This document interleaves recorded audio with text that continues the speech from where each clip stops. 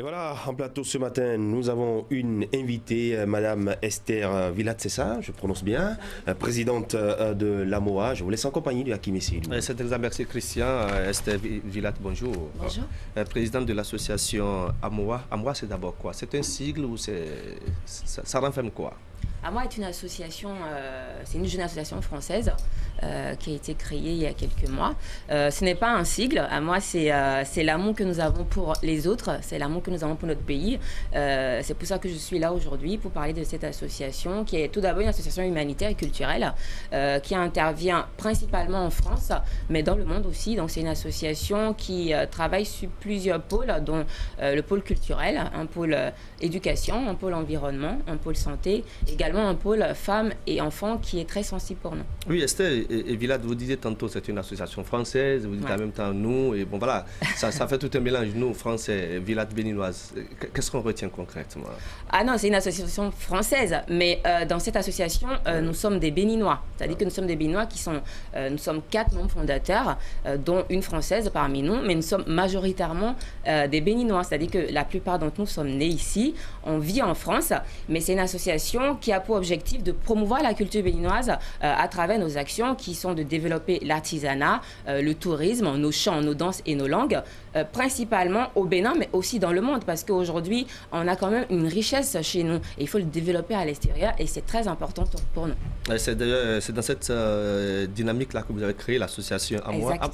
AMOA est déjà sur le terrain en France, ça se passe comment? Est-ce que des actions sont déjà menées? Puisque vous avez défini plusieurs pôles, on a parlé de culture, environnement, on a parlé de femmes et tout. Est-ce que déjà des activités sont en cours en France et d'ici peu, qu'est-ce qui va en être pour notre pays, le Bénin, puisque 4 de ses membres fondateurs sont des Béninois. 3 de ces membres sont des Béninois, une française. Aujourd'hui, les actions, nous avons plusieurs actions et on essaie de se concentrer sur quelques-unes. Aujourd'hui, on a vraiment envie de mettre en place des bibliothèques de cœur au Bénin.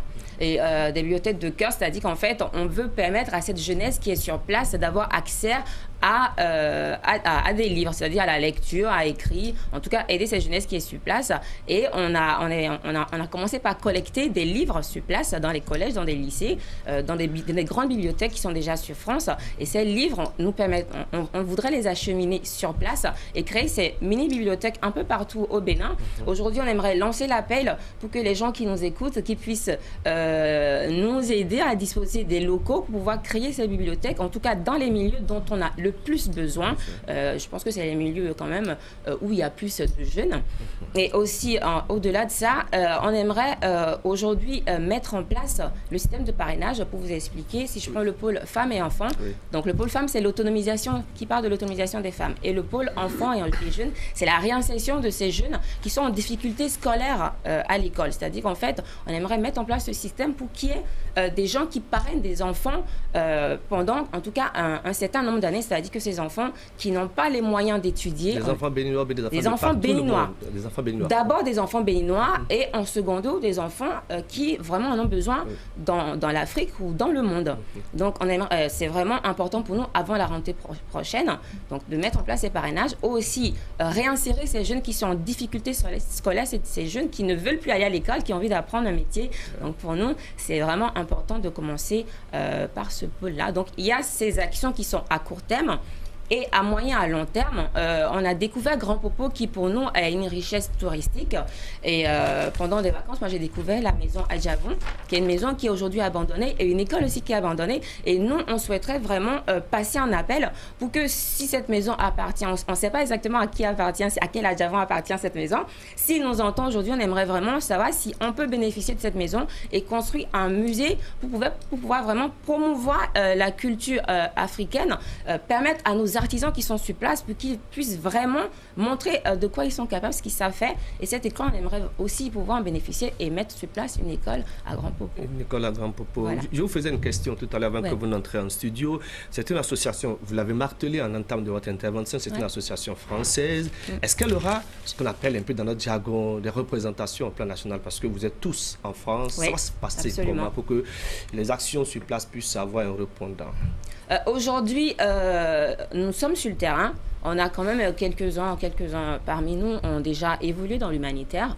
L'association, aujourd'hui, on préfère se déplacer, nous-mêmes faire nos actions et dans un second temps, comme je vous l'expliquais, pouvoir maintenant nous implanter à court et ensuite à moyen terme sur place, à pouvoir d'abord travailler avec des gens de confiance et au fur et à mesure, je pense que ça va se faire. Déjà, on va créer l'association au Bénin. Il y a un compte bancaire aussi qui est déjà ouvert par rapport aux adhérents qui veulent rejoindre l'association, donc c'est-à-dire nos valeurs. Ouais. Donc les choses sont en cours et on fait vraiment ce qu'on peut. Et j'aimerais rajouter par rapport au pôle culturel, les actions qu'on est en train de mener. C'est-à-dire qu'aujourd'hui, nous évoluons en France et on rencontre beaucoup de jeunes et d'enfants qui ne comprennent pas nos langues. Aujourd'hui, nos langues, nos chants, nos danses sont importants. C'est vraiment des choses très importantes. Et on aimerait mettre en place, c'est vraiment en cours, des cours de langue à ces enfants qui sont métis aujourd'hui, à ces enfants qui sont aussi noirs, qui sont en France ou qui sont nés en France, qui ne comprennent pas nos langues. Aujourd'hui, moi, je vis en France, mais je parle couramment 4 langues du Bénin. Donc, je peux échanger avec vous en fon, en dindi, en yoruba. Mais il y a des enfants là-bas qui viennent ici, qui ne peuvent pas communiquer dans nos langues. Et aujourd'hui, on souhaiterait vraiment mettre en place ces cours de langue pour pouvoir permettre à ces enfants d'échanger dans nos langues. Voilà, de très belles initiatives. On ne peut que vous souhaiter bon vent. Rappelle qu'au sein de l'association AMOA, vous avez un secrétaire général qui répond au nom du docteur Fousseni Gobina, qui est aussi un professeur. C'est le porte-parole de votre association. C'est le porte-parole de notre association. Voilà. J'aimerais laisser nos coordonnées si c'est possible pour ceux qui veulent nous joindre. Donc, par mail, c'est association à moi @gmail.com et pour nous contacter, donc c'est au Bénin, c'est le 61 26 65 04. Voilà, qui est bien dit. Esther Villatte, présidente de l'association à moi. Merci d'avoir été de notre ce matin. Christian, c'est à vous pour la suite.